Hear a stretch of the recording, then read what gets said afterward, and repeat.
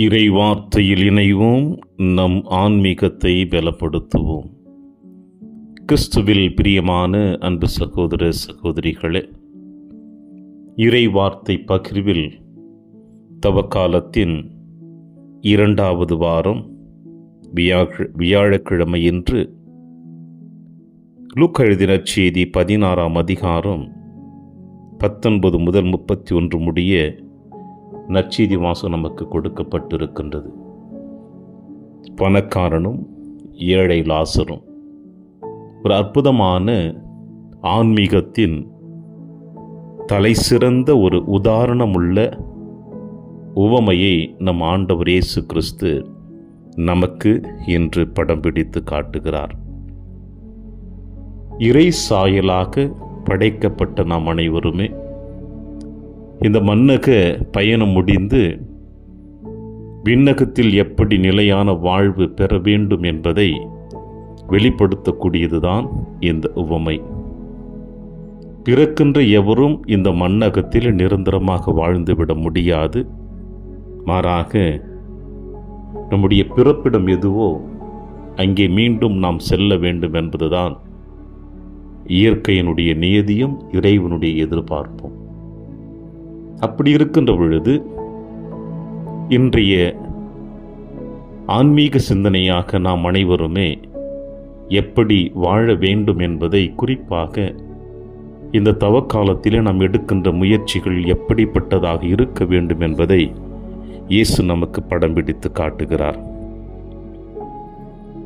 இந்த பணக்காரனைப் போல நம்முடைய மன்னக பயணத்திலே நம் வாழ்க்கையை தொடர்ந்து கொண்டிருந்தோம் என்றால் முடிவு எப்படி இருக்கும் என்பதையும், விண்ணக வாழ்வை நாம் உரிமையாக்கிக் கொள்ள வேண்டுமென்றால் எப்படியெல்லாம் நாம் வாழ வேண்டும் என்பதை ஏழை லாசரின் வழியாக இயேசு நமக்கு எடுத்து இயம்புகிறார். ஏழை லாசர் ஒவ்வொரு நாளும் பணக்காரனுடைய வாசல் அருகிலே அமர்ந்து கொண்டு அவனுடைய மேஜையிலிருந்து கீழே விழும் ரொட்டி துண்டுக்காக காத்து கொண்டிருக்கிறான் என்பதையும், நாய்கள் கூட வந்து அவனுடைய புண்களை நக்கும் என்றும் இயேசு சொல்லுகிறார். இங்கே இயேசு சொல்லக்கூடிய இன்னும் ஆழமாக சிந்திக்கக்கூடிய செய்தி என்னவென்றால், அவனுடைய மேஜையிலிருந்து கீழே விழுகின்ற ரொட்டி துண்டுக்காக லாசர் மட்டுமல்ல, அந்த வாசல் அருகில் இருக்கின்ற நாய்கள் கூட காத்து கொண்டிருக்கின்றன. நாய்களுக்கு லாசருடைய புண்கள் உணவாக கிடைத்து விட்டது.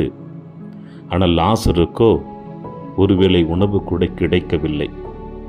அந்த அளவிற்கு இந்த பணக்காரன் யாருக்கும் உதவாத ஒரு தனிப்பட்ட மரமாக, சுயநலவாதியாக வாழ்ந்து கொண்டிருக்கிறான் என்பதைத்தான் இங்கே இயேசு படம் பிடித்து காட்டுகிறார். இன்றைய முதல் வாசகத்தில் எரேமியா புத்தகத்தில் எடுக்கப்பட்ட வாசகம் 17ஆம் அதிகாரம் இறைவார்த்தை 5 முதல் 10 முடிய நமக்கு சொல்லப்பட்டு இருக்கின்றது. இந்த முதல் வாசகத்தில் அற்புதமான தெளிவான செய்தி கொடுக்கப்பட்டிருக்கிறது. என்னவென்றால், ஆண்டவர் கூறுவது இதுவே: மனிதரில் நம்பிக்கை வைப்போரும் வலுவற்ற மனிதரில் தம் வலிமையை காண்போரும் சபிக்கப்படுவர். இது பணக்காரனுக்கு ஒப்பிடப்படுகிறது. ஆண்டவரில் நம்பிக்கை வைப்போர் பேறு பெற்றோர், ஆண்டவரே அவர்களது நம்பிக்கை. இது ஏழை லாசருக்கு கொடுக்கப்பட்டிருக்கின்ற அற்புதமான இறைவார்த்தை. எனவேதான் இந்த பணக்காரன் வாழ்ந்து கொண்டிருக்கின்ற பொழுது யாரையும் மதிக்காமல், யாரையும் நம்பாமல், தன்னுடைய பொருளாதாரத்தின் மீதும் தன்னுடைய செல்வத்தின் மீதும் அதிகாரத்தின் மீதும் அவன் ஆணவம் கொண்டு வாழ்ந்து கொண்டிருந்ததினால், இன்றைய முதல் வாசகத்தில் சொல்லுவது போல நம்பிக்கையற்ற வலுவற்ற மனிதர்களை தன் வாழ்நாள் முழுவதுமாக ஏறெடுத்து அவர்களோடு தன் பயணத்தை தொடர்ந்து கொண்டிருந்த இந்த பணக்காரன் எரிநரகத்தில் இருக்கின்ற பொழுது ஆபிரகாமை பார்த்து சொல்லுகிறான், தந்தை ஆபிரகாமே எனக்கு இரங்கும், லாசர் தமது விரல் நுனியை தண்ணீரில் நனைத்து என் நாவை குளிர செய்ய அவரை அனுப்பும் என்று கேட்கிறான். ஆக அவன் வாழ்ந்து கொண்டிருக்கின்ற பொழுது லாசரையும் லாசருடைய புண்களை நக்கிக் கொண்டிருந்த நாய்களுக்கு கூட உணவு கொடுக்க வழியில்லாத இந்த மனிதன் இன்று எரிநரகத்தில் எரிந்து கொண்டிருக்கின்ற பொழுது அதே லாசருடைய விரல் நுனியால் ஒரு துளி தண்ணீர் கிடைத்தாலே போதும் என்று ஆபிரகாமிடம் அவன் முறையிடுகிறான். இதைத்தான் இன்றைய முதல் வாசகத்தில் அழகாக சொல்லுகிறது. ஆண்டவரில் நம்பிக்கை வைப்போர் பேறு பெற்றோர், ஆண்டவரை அவர்களது நம்பிக்கை. விசுவாசத்தின் தந்தை என்று சொல்லக்கூடிய ஆபிரகாம் அடியில் லாசர் அமர்ந்து கொண்டிருக்கிறார் என்று. பிரியமான அன்பின் சகோதர சகோதரிகளே, இன்று நற்செய்தி வாசகத்தில் இன்னும் ஒரு அற்புதமான செய்தியை ஆண்டவர் இயேசு கிறிஸ்து இன்று நமக்கு வெளிப்படுத்துகிறார். இந்த பணக்காரன் தான் அனுபவித்துக் கொண்டிருக்கின்ற இப்படிப்பட்ட நரக வேதனையை தன் சகோதரர்கள் அனுபவிக்க கூடாது என்பதை உணர்ந்தவனாக ஆபிரகாமிடம் அவன் முறையிடுகிறான். லாசரை அனுப்பி வையுங்கள், என் சகோதரர்கள் இங்கே வரவிடாமல் தடுங்கள் என்று. ஆபிரகாம் அழகாக சொல்லுகிறார். மோசேயும் இறைவாக்கினர்களும் அவர்களுக்கு உண்டு, அவர்களுக்கு செவி சாய்க்கட்டும். இறந்த ஒருவர் வந்தால் மட்டும்தான் மனமாறுவார்கள் என்றால் அவர்கள் மனமாற்றம் எதற்கு என்ற கேள்வி எழுப்புகிறார். பிரியமான அன்பின் சகோதர சகோதரிகளே, ஆண்டவர் இயேசு கிறிஸ்து தன்னுடைய பணி வாழ்வில் இருக்கின்ற பொழுது யோவான் சீடர்கள் இயேசுவை பார்த்து கேட்டார்கள், நாங்கள் எல்லாம் நோன்பு இருக்கின்ற பொழுது உம் சீடர்கள் ஏன் நோன்பு இருப்பதில்லை? மணவிருந்தினர்கள் மணமகனோடு இருக்கின்ற பொழுது நோன்பு அவசியம் இல்லை என்று சொல்லிவிட்டார்.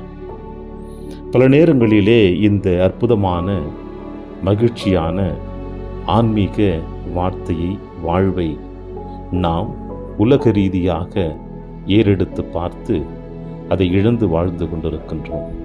இன்று இயேசு நம் அனைவருக்கும் சொல்லுகின்ற செய்தி இதுதான். இந்த பணக்காரனைப் போல நம் வாழ்க்கை பயணத்தை தொடருவதை விட ஏழை லாசர் போல நாம் இறைவன் மீது நம்பிக்கை வைத்து என்றும் நாம் பயணிக்க வேண்டும். ஒருவேளை அந்த ஏழை லாசர் அந்த பணக்காரனுடைய வீட்டிலே ஒரு நாள் 2 நாள் காத்து கடந்து உணவு கிடைக்கவில்லை என்றால் அவனுடைய வீட்டை விட்டு வேறு எங்கு வேண்டுமானாலும் சென்று இருக்கலாம். இங்கே இயேசு அதை பற்றி சொல்லவே இல்லை.